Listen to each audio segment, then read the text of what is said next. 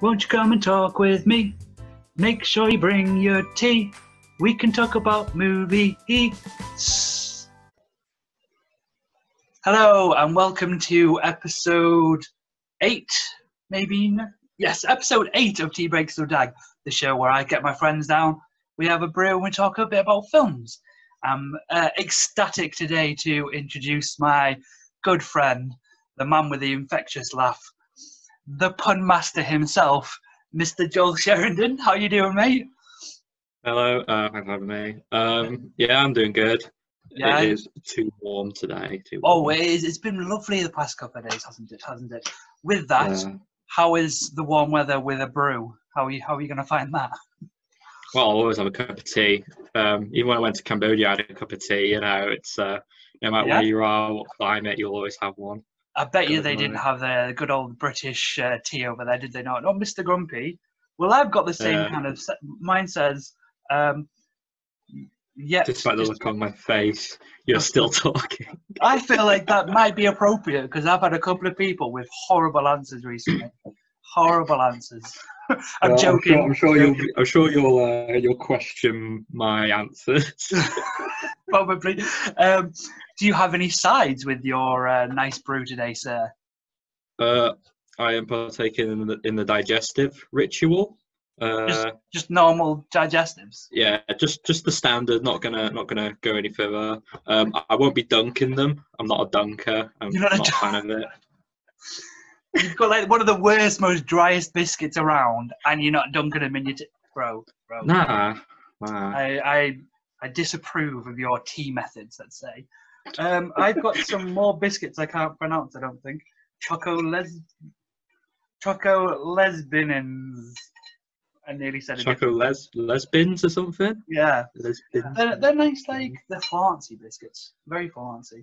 Fancy biscuits. Anyway, moving on, sir. I'll just have a quick, 30 seconds. We met in Liverpool when we used to work together, and we went to the cinemas fair often, quite often, I'd say. I think we've been a few times, yeah. Yeah, I think the main memory that sticks out was probably watching it between us lot. We took a whole row. As in chapter 1, yeah, of the newest releases. I'm good.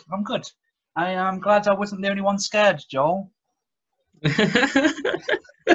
We'll move on to question. Albert. yeah. We'll start with the first question. Was Joel, what is your favourite film and why? My favourite film. So my favourite film. This was hard to really decide. I kind of feel like it kind of evolves with your own opinions every time you see a film. You kind of reevaluate it. Yeah, sure. And I decided on Aliens. Okay, Aliens, not Alien. Yeah, Aliens. Great films, different genres. Yeah. Yeah. So I'm playing Alien Isolation. Obviously that's based on the first film, but Aliens though, I just really like it. That the characters in it are great. Yeah. You know, like the sayings they say. And it's some great lines, and I really enjoy it, especially the action. Yeah, we're more badass heroes in it. Give us a line then. Give us one of the best impressions. Game over, man. It's game over. An outcome for effort and enthusiasm. I like it. It's a great film. I remember watching them as a kid, and they scared the hell out of me. I've told the brothers that made me watch. I think it's an 18. I can't quite remember, especially as a kid. Yeah, they're 18s. Whoa! Honestly, I must have been about 7 or 8. Nah, hated it. Scared the living bejeebers out of me. But no, it's great choice. Sigourney Weaver. What do you feel about the franchise now, kind of, with all the extras on the? Aliens are my favourites in the series, and then after that, I think the dream died pretty quickly. The films are good, but I wouldn't say they hold up to those two. Alien Covenant and Prometheus, they're interesting, but I don't think they really establish much for me. They're just kind of weak. And Michael Fassbender's quality in them, but other than that, I wasn't engaged as much as I should be. But thank you for your answer, sir. I'm very aware that the last couple of these I've done, I've hit like 25, 30 odd minutes. So we're trying to reduce the downside just a little bit, just a little. Yeah. It's meant to be a break, mate, not a full lunchtime. We'll move on to question 2, which was if you could feature in a film. Sorry, I've read it here. If you could feature in a film, what would it be? So this one, when thinking about it, it wasn't going to be a zombie apocalypse, I can guarantee that. But it is going to be Ready Player One. Oh, okay. That's a great answer. Great answer. One reason was, I like the world. I like the people seem very like-minded. Like everyone's in a character or a film, so it's like, it just seems like a great world to be in because you've got the internet and everything. Obviously, there's some aspects I don't like, but I really enjoyed the film. I like the world. And if you could be an avatar within the internet, I can't remember. I've only watched it once. I can't remember what it's called. What would your avatar be? Would it be a made-up one? Would it be somebody like who's already established? Because I know people just like the turtles. I think it'd be a made-up one. Yeah. I think it'd be a made-up one. But if I was going to pick a game, it'd be Halo, and that just because I like Halo. It's my favorite game.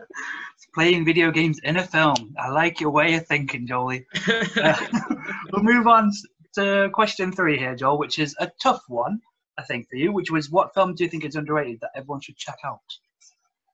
So, I really enjoyed it. Biscuit. I really enjoyed it. Dunkin' biscuit. Hold on, sorry, just interrupt you. Look, that's how you eat your biscuit. It's like cereal, just soggy and ruins everything. I don't put milk in cereal. Oh, you're ruining tea breaks for Dagg. Yeah, so I really enjoyed this film, but everyone else I've talked to about it, I've hated it. I don't like it. And what I appreciate it for, it came from a manga, and it was adapted. Elite Battle Angel. I knew you were going to say that. As soon as you said manga, I knew exactly where you were going. It's a great film that was adapted. I think it really stays honest to the OVAs and the manga, and it really it fleshes out the characters really well. Obviously, people don't like it because it's a very teeny and romance film, but I mean, you get when you dabble in the dark arts, you're going to get that. But yeah, I really enjoyed it. I think if you do like manga and you are interested in Elite Battle Angel manga series or OVAs, it's probably worth a watch. Okay, so give me quickly one kind of reason why your average viewer should check it out.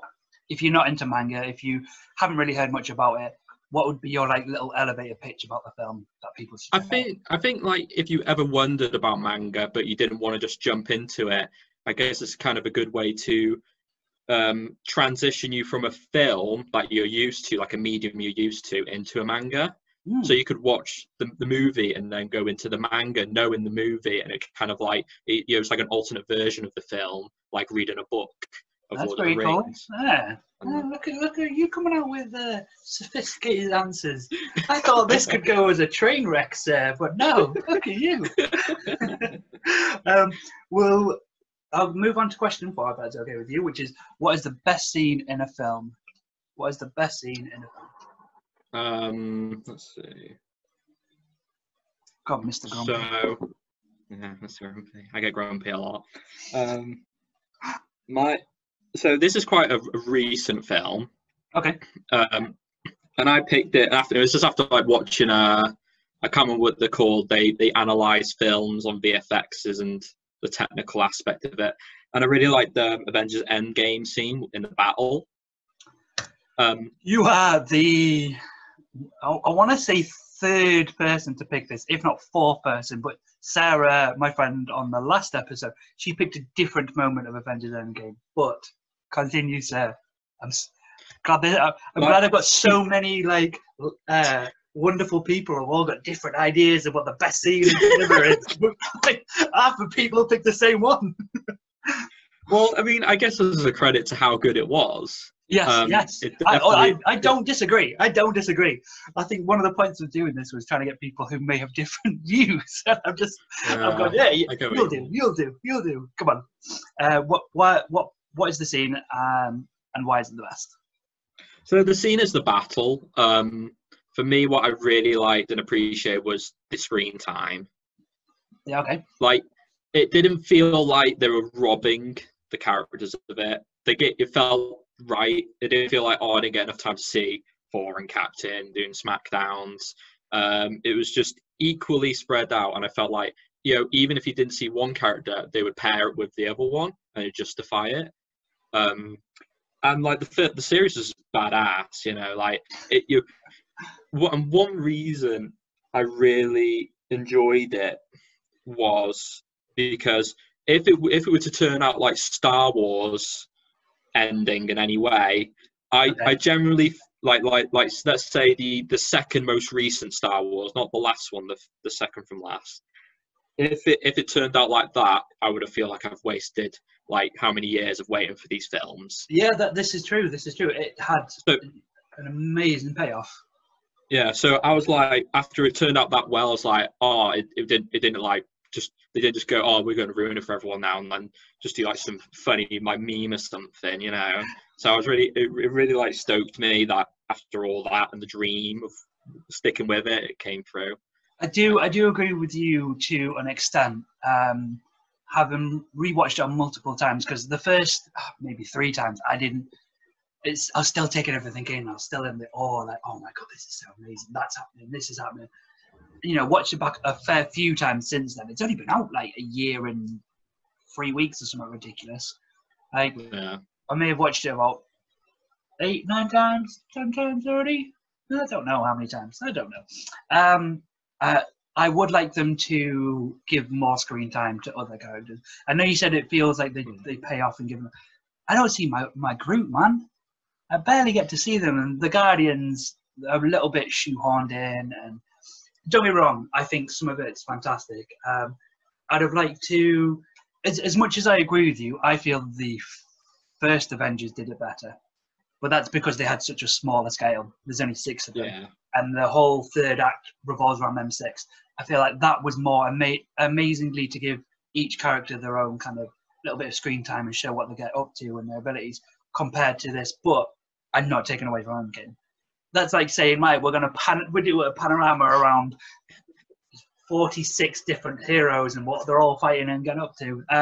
So credit where credit is due. I agree with you to somewhat.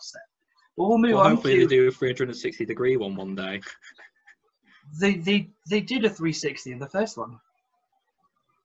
No, but I mean, like, as in you could watch it all the way around. Oh, Jesus, no. Far too much going on there. We'll move on to question 5, which was, what movie moment made you fall in love with film? So answer, I'm going to dunk my last picket.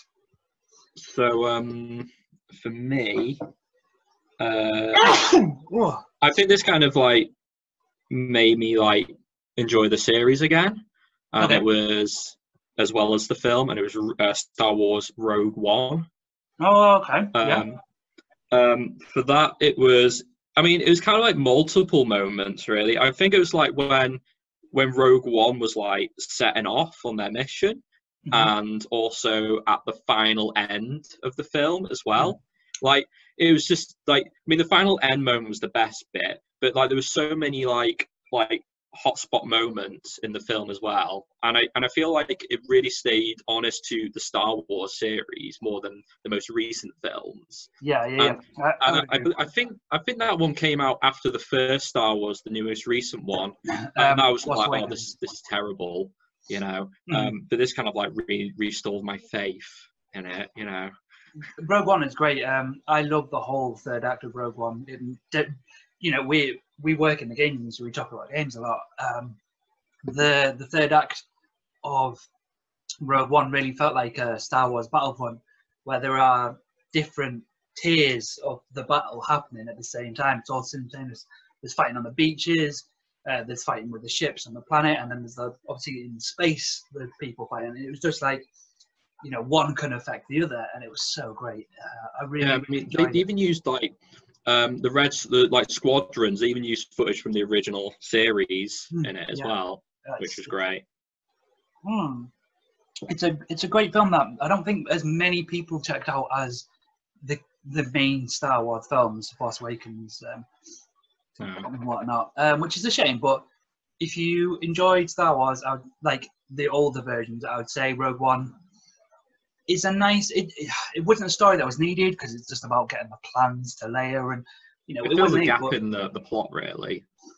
I didn't see it as a plot. If you see it as a plot hole, then fair dues. But it was worth a fun journey to sit in the cinema for 2 odd hours, and it was great. And that we won't spoil it, but that little end bit, you know what we're talking about. Yeah. If I just do that, hopefully that was where that's just like incredible. Just sat there like in the cinema quality. Move on quickly to question 6, which is what's the best song in a film, sir? This one was really difficult. I had to kind of like revisit films and kind of like decide because I don't really have like I kind of just enjoy soundtracks. I don't really I mean like this is a Studio Ghibli film. Okay. And you made me watch My Neighbor Totoro, and I'm always appreciate that. You let me in. Well, this one is The Tale of Princess Kaguya. It's a very it's a very artistic film, I think, and it looks really good. And the song I like was The Joy of Life. Very upbeat. It's not a long song. It's like 1 minute. It's like a moment in a film. But I think it just establishes like the joy in that. And I think when it goes to the art, it works really well. That's cool. I might have to check it out. I can't necessarily remember at the top of my head. What's happening in the scene that you're playing, if you don't mind me asking? I can't really remember. That's totally fine. I obviously, music in the film can mean many different things. It can be actual songs, it can be scores that composers have created. And I didn't realize how much music affected until I grew up and watched things like Tarantino films where a song would be a moment in a scene that would define that scene, or most recently, if we do talk Avengers, the score of the Avengers hits you and you're like, oh, it brings you pride. Or Star Wars, every time you hear at the start was it the Imperial March? The Imperial March is fantastic. Or we talk Jurassic Park. There's loads of films, and it's only as an adult you look back on films that you watched and you're like, their music was amazing, or like that's probably one of the reasons why I loved some of it. And Matilda's another. There's a song of Matilda which me and my friends all like have a little sing and dance to, and you think back and like that's from a movie moment that I didn't realize I enjoyed so much just because of the song. So that's where this question is in Tea Breaks with Dagg. But we'll move on to the last question, which is what film does everybody love which you do not? So I've heard a lot of people say they really like it, but I just don't like it, and it's District 9. Really? Why? Yeah. It just doesn't sell it. Well, sorry, I was going to say that's probably the nicest answer I've had on this question. Every other one chose something I've really loved, I think, where this is a nice like medium answer. Like I enjoyed the film, but I'm not 100% passionate on it. But District 9, come on, hit me with it. Like everyone's always talked about like it's a great film or it's really good and that, and they enjoy it, and I'm just like, it's just kind of an eyesore and boring. The characters don't really connect to me. The story's just kind of like a generic one that doesn't really kind of claim identity itself, and also just leaves so many questions, and it just doesn't like, even though there is like obviously it leads to probably a sequel. I don't see whether the one comes, I don't know, but it just never stuck out to me. I know. I mean, like I think the same director did Elysium. Okay, I don't think I've seen that. Elysium, it's like a ring and that in space, and it's No, Hobbit. doesn't ring a bell. I mean, I don't know if he did it, but I like Elysium compared to District 9. Okay. District 9, it just, I think for me, what really ruined it was they just kept focusing on these, like, these things they call prawns, you know? Yeah. And there's not really, yeah, It's a very ambiguous ending, and I think it does relate to kind of some points that we still have in today's society of, like, how we treat people who we think are different. And just because, you know, the arc of the film is he necessarily doesn't treat these shrimp-like creatures the best, and as he turns into one, he gets treated horribly, and he sees it from the, like, I guess the shoe from the other foot, sort of, to speak. And no, I think it's great. Yeah. His South African accent, oh god, that was terrible, is quality, but I know, I get it. It's not the film I would stick on like top 100 to give to people to watch. So I get your point, but yeah, it's just a weak film. a weak film. You're a weak film. Thank you very much for answering all our tea break questions. #TBWD. Yeah, I got that correct. God, it's my own show, and I don't even know the hashtags. We'll stick you on our break bar here, sir. Yeah. What have you got? Just a normal tea? What kind of? Yeah, normal tea, 2 sugars, and digestive biscuits. 2 sugars, sweet tea, sir. I used to have 3, but I'm trying to cut down. Tea with digestives. I think that's spelled correctly. We've had some very poor spellings from the Dagg in there. Where is there we go. Sorry, where do you believe you think you should come in the break bar, sir? I'm happy to go in the middle. Happy in the middle? Yeah. Maybe above.